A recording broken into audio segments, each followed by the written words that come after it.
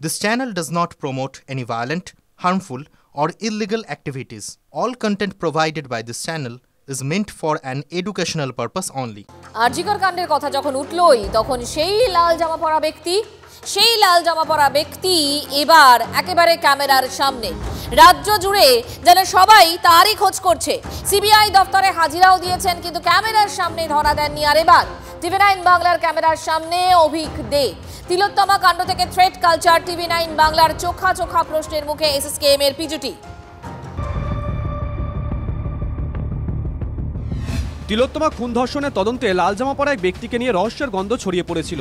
ছবি দেখে কলকাতা পুলিশের ডিসি সেন্ট্রাল জানিয়েছিলেন ক্রাইম সিনে উপস্থিত লাল জামা পরা সেই ব্যক্তি কলকাতা পুলিশের ফিঙ্গারপ্রিন্ট এক্সপার্ট। এখানে কর্ডন করা আছে, এর পেছনেই কিন্তু বডি আছে, এবং এখানে যারা আছে আমি তাদের একটু আপনাদের সাথে পরিচয় করিয়ে দিচ্ছি। আমাদের ফিঙ্গারপ্রিন্ট এক্সপার্ট, যেটা আমাদের ডিডি টিম আছে, উনি আছেন। কিন্তু পুলিশের সেই দাবি উড়িয়ে দিয়েছিলেন রাজ্যের চিকিৎসক মহলের একটা বড় অংশ। তাদের মতে লাল জামা পরা সেই ব্যক্তি এসএসকেএম এর পিজিটি এবং অত্যন্ত প্রভাবশালী অভিক দে। তারপর থেকে অভিক দেকে নিয়ে একের পর এক অভিযোগ, তা সে থ্রেট কালচার হোক বা তিলোত্তমা খুন ধর্ষণ কাণ্ডে প্রভাব খাটিয়ে তথ্য প্রমাণ লোপাটের অভিযোগ। অভিক দেকে ছিলেন ক্রাইম সিনে ওই লাল জামা কি তিনি? আমি এরকম অনেক কথাবার্তা শুনছি আগের দিন রাত থেকে, 8 তারিখ রাত থেকে 9 তারিখ সকাল থেকে।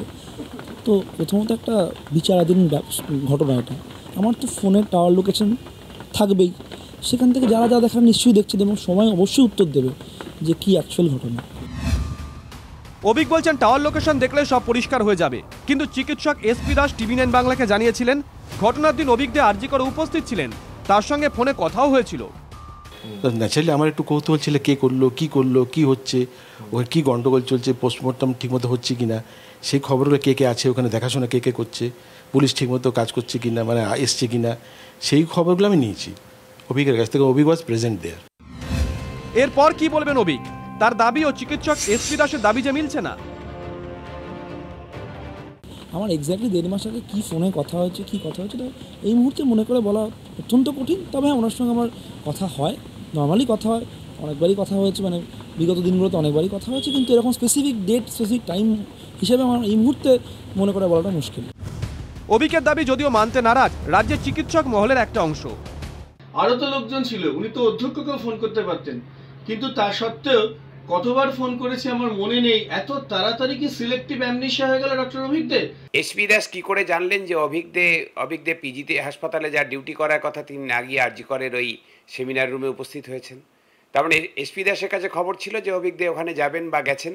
আরজিকরে কোনো রকমভাবে কোনো পোস্টে উনি নেই, তাহলে উনি সেই সময় ওই জায়গায় কেন এলেন, কি কারণে এলেন, সেইগুলো জানা হোক, সেইগুলো তদন্তের মাধ্যমে উঠে আসুক, সেগুলো আমরা চাই।